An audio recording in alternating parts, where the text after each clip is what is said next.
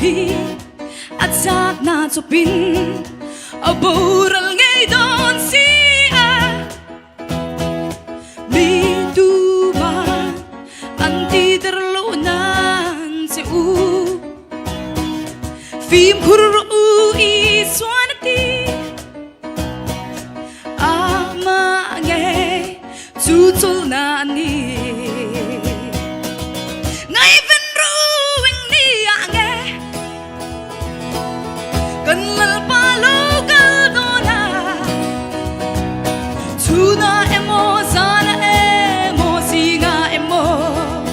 rinnong takini ngat selang mu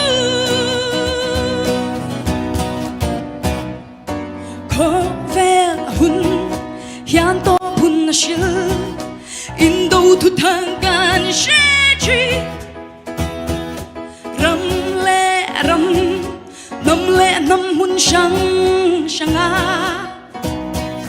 jam te tla in lir te angi lal pa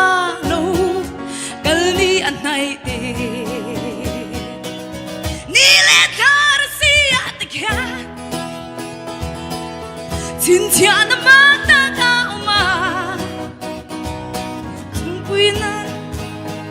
oh ta hianin adai sual pal zau mai awahan poite lul ma se just hian an thra thiam tura ngai taila amaro chu top 20 a hi chuanin enge just te po hian an en dik uluk to vio dona thlit film tak me hunani to wang hianin mi puilam te po hi enge kan beng te poi kan chi uluk to vio in karinga amaro chu top 20 bi ka hianin e view mutam hi an ting hal top dona top 50 a khanin e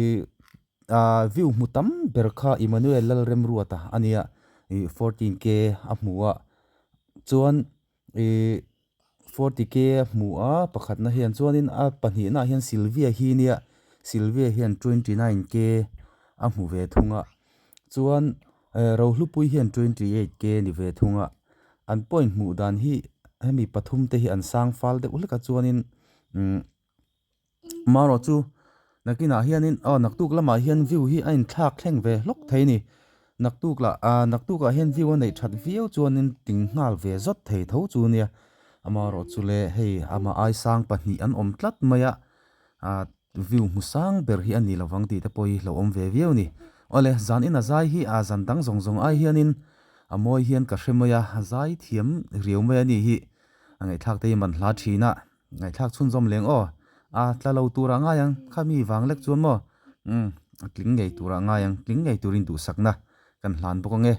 ale ngai tha chun zomang avangi shom le mangana thanga van til ti theina ngi ngang chu ti chuan in ring reng ra nghe ta đi đinh gula trong trái ru rồi này để te an lâu chua đắng chu rong rong